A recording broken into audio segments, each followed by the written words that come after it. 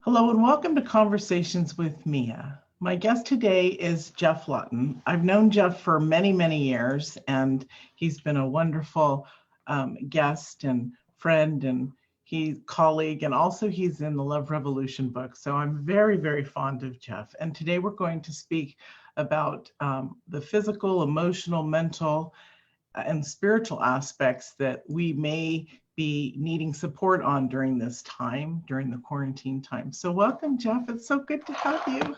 Thank you, Mia. Good to be back. Yes, yes, it is. Our first time connecting after you left the sunny Californian lifestyle. That's true. That's true. Up to the Pacific Northwest on this island that's just so healing and beautiful. And I'll be heading back to, or we'll be heading back to LA this summer and Miami, then back here. And then I think we're going to spend the winter in Miami where it's nice and warm. Isn't that exciting? Yes, Yeah, excellent. very exciting. So let's talk about what's happening with people during this time, both, or not both. There's four things here we're talking about: the mental, physical, spiritual, and emotional aspects of that sense of being confined, Mhm. quarantined, locked down, or locked up, whatever. I'm sure people now are like, I'm in prison, let me out. It's all in the mind and the beholder and the participant, isn't it? It is really. Yay. Yeah, Yay that we know that. right. Yeah, well, I thought that would be worth talking about because most people are in this boat, certainly in our country and a lot of other countries. And the reason that I wanted to really call out those four areas, mental, physical, spiritual, and emotional, is because the way that I was trained coming up was that, every person is made up of those four energetic domains. And they're all, I mean, not everybody obviously believes in spirituality or whatever, but for those who don't, you can look at that realm as being kind of your higher knowing and your connection to at least your own spirit if you don't happen to believe in some higher power. And all of them are being tested right now. I've been saying that this pandemic is probably the biggest wake up call of our lifetime, certainly yours and my lifetime. Yeah. If you're over 102, you've lived through something like this before. So it is, for me, it's testing all those areas. The mental for myself is really how do I keep expanding how I'm looking at it intellectually? How am I keeping my mental hygiene in good shape? Because being at home I work from home. I know you work from home most of the time. Those of us who have been doing it for a while, on one hand, it's not that big of a deal. But what I've even noticed for myself is it's one thing to choose to work from home, it's a completely different psychological deal to have no choice. I mean, you have a choice, but unless you want to be a dick, you're following the rules and staying home. Um, Welcome. so I think that the seeming lack of choice can wear on the mind, and then if you're watching news or reading news, that's not so great for hygiene either because that can be very inflammatory and it all tends to be saying the same stuff all day long. So I think that, tending to your mind is really important to keep you from getting sucked into the massive fear vortex. Mhm.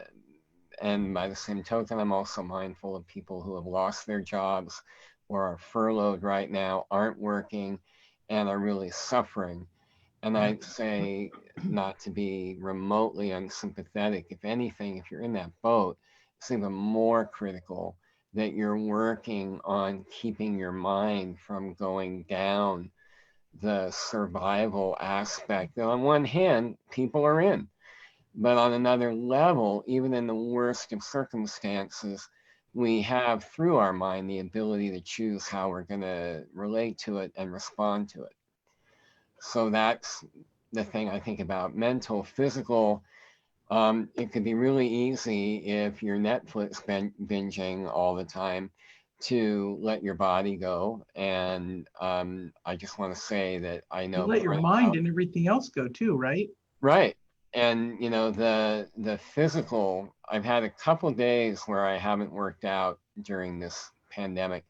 And I'm a regular, I work out 5, 6 days a week. And so the 2 days that I missed during the pandemic, my mood went to hell in a handbasket. Yeah. And I having been a 40-year couch potato, I never thought that would happen. But it really makes an enormous difference to keep your heart working, keep your whole body in shape. So that's more important to do now, I think, than ever. It's a cognitive function. As we work out, as we move, go for walks, whatever the choice is, our body needs that. Our mental capacity needs that. Our heart needs that. We need a specific amount a day. And if you're sick, still try to get out and work out. I took some time off too. I just want to share. I took some time off too because my work has been so prolific and abundant that so guess what I did? I decided I'm getting up earlier to do it. And so the last couple of days I've been working out again. And it's, I have to practice what I preach, right? So if I say it moves your cognitive functions, then I better be out there moving my cognitive functions too. Yeah, it's powerful. Yeah, well, and I think that raises another interesting angle of all this, which is cognitive function, pardon me, also is interwoven with ego. And my ego is happy to go, well, it's a pandemic. I can wake up later. It's fine to sleep in. And then, there's not enough time to work out or meditate or any of the other practices that are so valuable anyway, but seem more so now.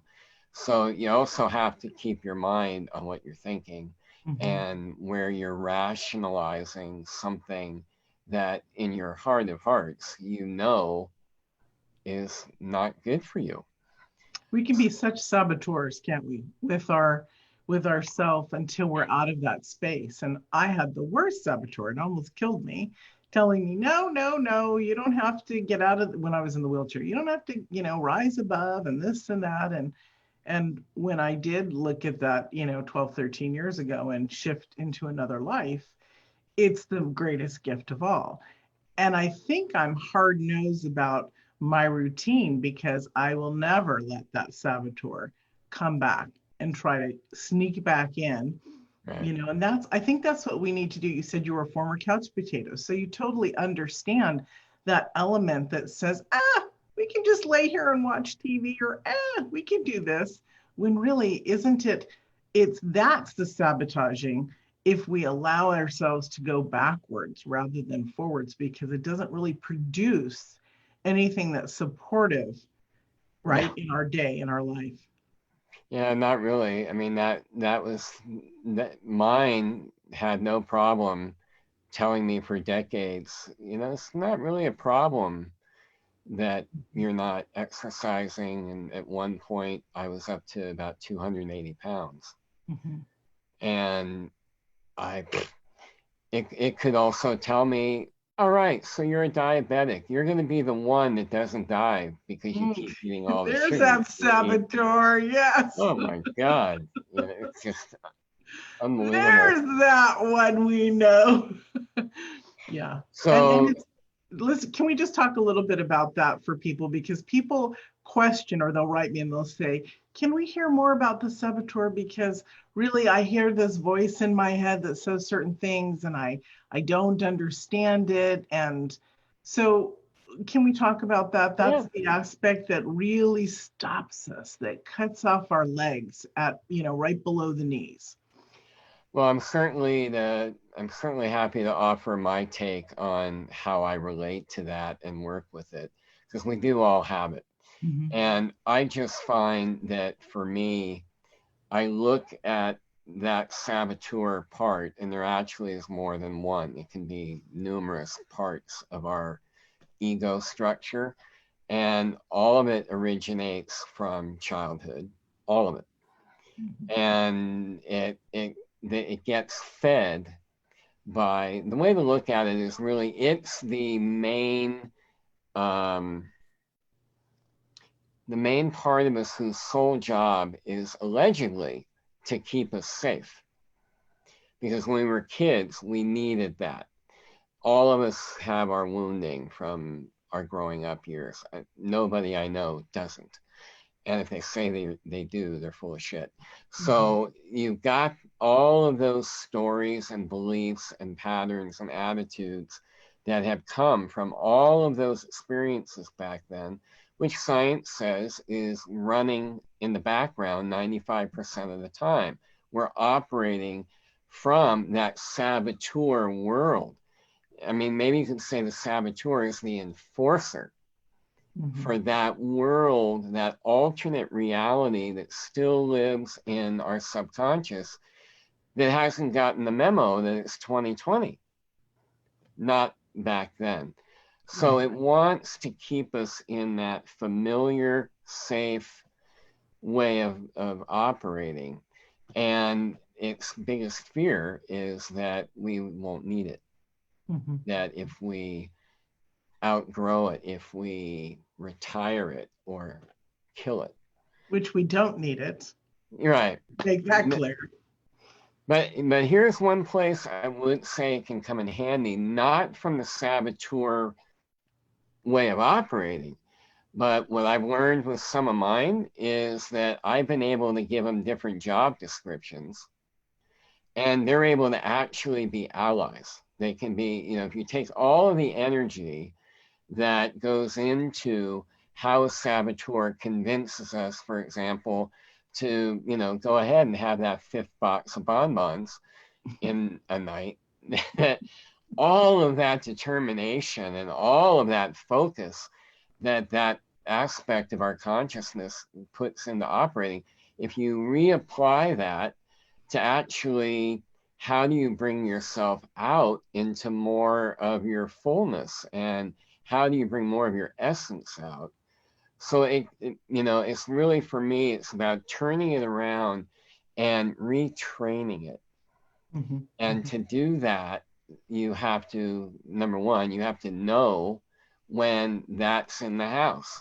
And that's pretty easy to do because you'll do stupid shit that you know better than to do.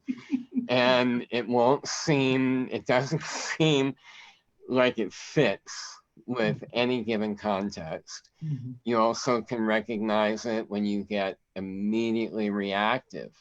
Mhm. Somebody says, pass the peas, and you want to kill him.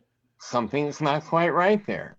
Right. So you have to be able to recognize that that's the aspect of me that's up. And when you can notice that that is what it is, oh, this is that part now coming up because I got triggered by something. And you have to work with that part and calm it down and let it know, no, no, no, no, it isn't that. I got this. You just go play. A lot of people want to kill that part of themselves, and you can't.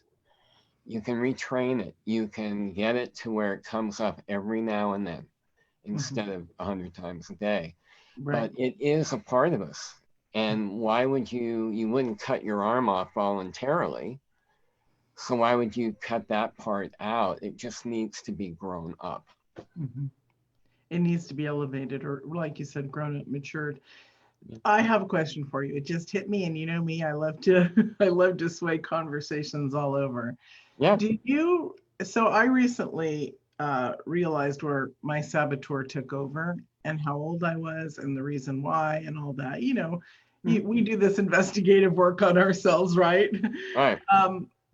Have you pinpointed where and when your saboteur came from. I'm going to share mine because I think it's really viable for people to understand. Do you want me to go first, or would you like to go first? You go ahead. I'm going to Oh, try and okay. think of which one of the 40 do I want to Okay. talk about. Well, mine came up as this big mean monster. I recall as I was growing up, I had an abusive childhood, not from my father, my mother, and then other things. I had a child molester and things like that. Um, that was my Girl Scout leader's husband. And so I recognize that my saboteur came in to settle in a kind of a permanent place for, good Lord, I don't know how many years. I'd have to calculate it, maybe 30, maybe 35. And that was after my father died. We had such a very close connection, very close relationship. And I was almost 14 when he died, a week before my birthday. Mm. And due to the friggin' chaos in my life, right? And then this beautiful man who I knew loved me died. And after that, I was always athletic and everything and on all sports. And I remember in high school making, the different teams. And then halfway through the season, I would quit. I wanted that drama to come up. I needed to feel. And it trapped me my entire life. And so I've seen it, how it works, for me. And it's so interesting now to find where it shifted for me, which is good because now I know, even more. And that was fairly recently. I'm talking about the beginning of 2020, I realized that because Yeah. I never thought about it before, where it Mhm. specifically came from and the identity. So I started doing mother-father wounds, and because my mom died last year, and I'm like, I have no wounds with my father. Well, apparently you do when somebody you love dies and you're young. Yeah. So it's very interesting where this sense of a saboteur literally almost took me out in my 40s because I had had an accident and boy, I was going downhill, and that was my awakening moment where um, things started to shift and I could see my saboteur. I mean, almost as if I could see myself across the room going, we're not going to do that. You're not going to die like the doctor says. You're not going to be taken out on a gurney. You're going to be just fine. And you said something like that. I'm like, bingo, there's that saboteur because it Yeah. really will try to stop all the great things that we're doing. So that's my Yeah. story. Well, as I was listening to yours, and particularly the very last thing you said, part of, I'd say mine, certainly I can't pinpoint one specific time in my childhood, but I know that my saboteur, if I were going to give it one label, it would have been fear. Mm-hmm. And so I grew up with no dad around for most of my childhood. And my mom was very depressed, if not bipolar. And so there wasn't a lot of stability as a kid. And I was always afraid. Well, and my mom had a PhD in worry and fear. So I soaked up a lot of that energy as a kid. So I grew up where I would do everything to try and stay away from things that I was afraid of. So my ambitions would be very muted. And the way that that would show up as an adult would be that I was preoccupied on how people were going to think of me. And would people get upset with me? Would my parents get upset? And then when I met my wife, there were a few years where it was, ooh, I don't want to upset my wife. And I chose a corporate career that I really didn't want. I didn't really fully own that until I was about 8 years into it. But and that was when I started overeating because I was never really heavy when I was a kid. And so I was doing all the stuff that I thought that I was supposed to do to be a good man. And I was scared half to death most of the time. So it it really prevented me from going after what I was really passionate about, what I really wanted to do, and hang on to a soul sucking job because it was bringing in the money to support my family. And it didn't allow me to notice, the Saboteur, that, oh, I'm really kind of hating my life, and I'm ballooning, and I was a workaholic and couldn't connect with people as much as I normally would. So that was how mine, just play it safe. Yeah. That's a better label for it, really. Play it Yeah. safe was mine. So And incredibly wild how they show up, and they have its purpose if we can identify it and move through it. And that's our point in the experience of life, is to recognize and to move through things. And why did we choose that when we came to planet Earth? I don't know, but I know that's still the $1 million question. isn't it? It's brilliant. And I have to tell the audience, I promise that we didn't coordinate our clothes this morning, the color. This is the first blue, light blue garment that I've bought in years. I decided to wear colors and light things instead of the usual. That's right. Usually I wear black, don't I? Yeah. So when I saw you first, I'm like, wow, we're twinsies. How? Well, that's in sync, right? That's that synchronicity. That's perfect. We Great match on camera. dress alike. Yeah. Yeah. It was really lovely to have you on. Is there anything else you'd like to share, what you're doing, anything? Because I adore you. You're a great person. Is there anything that you'd like to share with the audience before we say goodbye? Well, thank you. Just two things. One is that for this month, I've been doing a free, kind of like what you're doing. So there's a private Facebook group called Your Relationship Workbench. And to date, I've done 9 videos live that are all there in the group, talking about different aspects of how, relationship hygiene in quarantine. So that's available for people if you're on Facebook and you want to partake in any of that. And then the other thing is I've been leading men's work for 20 years. And I have a men's organization that has a lot of local groups here in Colorado, but we also are starting virtual groups for men who want to sit with other men and be able to go deep, be open and vulnerable, and get mutual support. We've had one for about 5 years that's just grown tremendously. So if you're interested in learning more about that, then go to the evolvingman.com. Evolvingman.com. I'm going to send you somebody. Great. Evolvingman.com. Okay, perfect. Sounds lovely. So that's enough. Awesome. Thank you again so much, Geoff, for joining us. Thank you for inviting me, and stay well. Thank you. And thank you, everyone. And we'll see you in another episode of Conversations with Mia.